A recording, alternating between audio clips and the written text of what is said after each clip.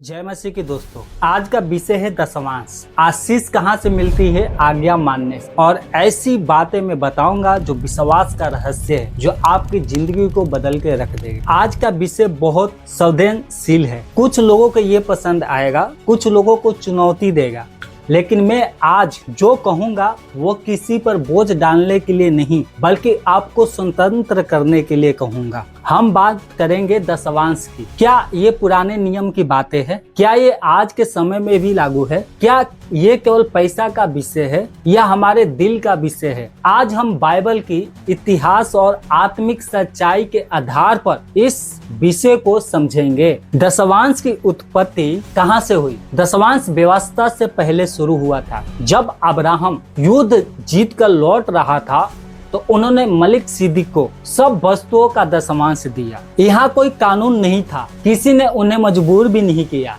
ये कृतज्ञता का कार्य था, ये समय का कार्य था, ये विश्वास का कार्य था। इससे हम देखते हैं और सीखते हैं कि दशमांश दिल से शुरू होता है, जेब से नहीं। बाद में मूसा की व्यवस्था में दशमांश एक ऐसे स्पष्ट सिद्धांत बना। इसका उद्देश्य क्या था? लेवी गोत्र की सेवा, मंदिर की व्यवस्था, गरीबों की सहायता। दशमांश केवल दिल का सिद्धांत नहीं था, बल्कि परमेश्वर के कार्यों को आगे बढ़ाने का माध्यम था। ये याद रखें, परमेश्वर को हमारे पैसे की जरूरत नहीं है, परंतु उसके कार्यों को आगे बढ़ाने के लिए इसका आवश्यकता है। क्या हम परमेश्वर को चुनौती देते हैं? आइए मैं एक वचन आपको बताता हूँ। मलाकी 3:10 वहाँ पर पढ़ेंगे तो लिखा है, सारे दशमांश भंडार में ले आओ और मुझे परखो। परमेश्वर यहाँ कह रहे हैं, मुझे परखो। पूरी बाइबल में बहुत कम बार परमेश्वर ऐसा कहता है। ये धमकी नहीं है, ये निर्माण है। ये कह रहा है, अगर तुम मुझ पर भरोसा रखोगे तो मैं तुम्हें दिखलाऊंगा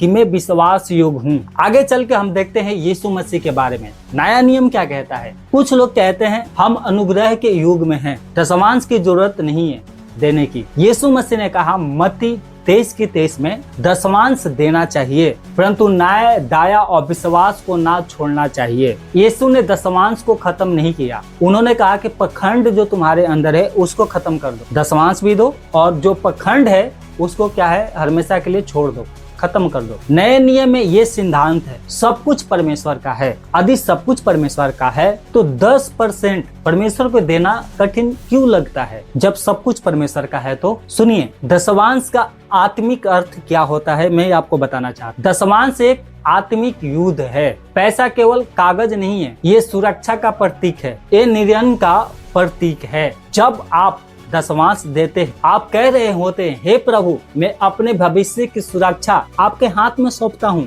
दशमांश जब हम देते हैं तो ये लालच को तोड़ता है, ये भय को तोड़ता है, ये अविश्वास को तोड़ता है, यानी खत्म करता है। आशीष पाने से पहले क्या करना है आपको? लोग सोचते हैं दशमांश देने से बैंक बैलेंस बढ़ेगा। कभी कभी हाँ बढ़ता है, लेकिन हमेशा नहीं बढ़ता। आशीष का अर्थ है घर में शांति आएगा, बीमारी से रक्षा आपको मिलेगी, संकट में सहायता आपको मिलेगी, अवसरों के खुलने का द्वार है। कभी कभी परमेश्वर आपको अधिक नहीं देता, बल्कि जो है उसे सुरक्षित रखता है, और ये भी एक तरह की आशीष है। आपके दिमाग में जो गलत बातें चल रहा है उससे आप सावधान रहें। सुनिए, दशमांश कोई जादू नहीं है, ये व्यापार नहीं है, मैं दूं तो परमेश्वर मुझे देगा। ये रिश्ता है। अगर दिल में विद्रोह है तो केवल पैसा देना पर्याप्त नहीं है। परमेश्वर पहले दिल चाहता है, फिर आपका धन चाहता है। आपके लिए व्यवहारिक मार्गदर्शन ये है, मैं दशमांश देना कैसे शुरू करूं?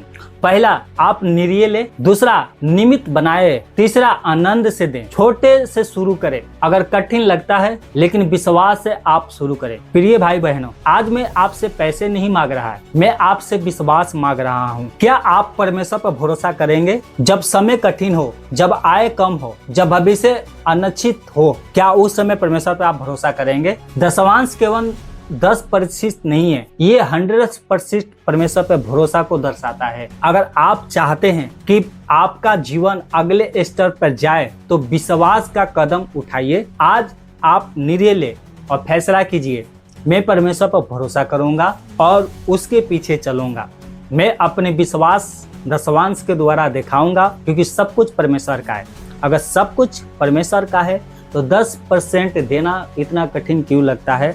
मैं पैसे पे नहीं, अपने प्रभु पे भरोसा रखूंगा। ये मेरे को प्रभु ने दिया है और ये जीवन प्रभु ने दिया है। तो हमें 10% के लिए हमें बुबड़ाना नहीं चाहिए। आप दशमांश देते हैं, परमेश्वर के कार्य आगे बढ़ाते हैं। कलीसिया में, परमेश्वर के भवन में पैसा रहता है तो हर एक जरूरतें पूरी होती है और परमेश्वर आपको शांति देगा, आपकी सुरक्षा देगा, आपकी रक्षा करेगा और आपको बीमारी से भी रक्षा करेगा। हमारा परमेश्वर चंगा करने वाला परमेश्वर है। इसलिए आप जिस कलीसिया में जाते हैं, आप 10% के लिए बुबड़ाइए मत। आप बाजार में जाते हैं, आप कपड़े खरीदने जाते हैं तो 10% आपका यूं ही खत्म हो जाता है।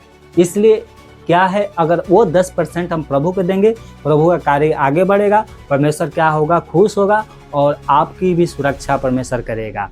हर एक वो बुरी आत्मिक शक्तियों से सुरक्षा करेगा जो आपको नाश करना चाहती है। इसलिए क्या है, जब आप कहते हैं कि सब कुछ मेरा परमेश्वर का है, तो 10% आपके लिए कठिन नहीं होना चाहिए। प्रभु आपको आशीष दे। और ये वीडियो अच्छा लगा है, वीडियो को लाइक करें और सब्सक्राइब करें चैनल को और शेयर भी करें, ताकि जो बंधन शैतान ने ये बुबड़ाने वाली आत्माएं बांध के रखा है वो भी देखें और उनका भी क्या है बुबड़ाना बंद हो और उनको भी परमेश्वर आशीष दे, उनकी भी सुरक्षा परमेश्वर करे। आप 10% के लिए बुबड़ाना नहीं चाहिए। ये पुराना नियम की बातें नहीं है और नए नियम की भी बातें है। प्रभु कह रहा है कि दशमांश भी दो और क्या है बुरे काम मत करो। तो वो कह रहा है कि दशमांश भी देते और क्या है अच्छे काम करते तो उसका उद्धार होता है। ठीक है, प्रभु आपको आशीष दे। जय मसीह।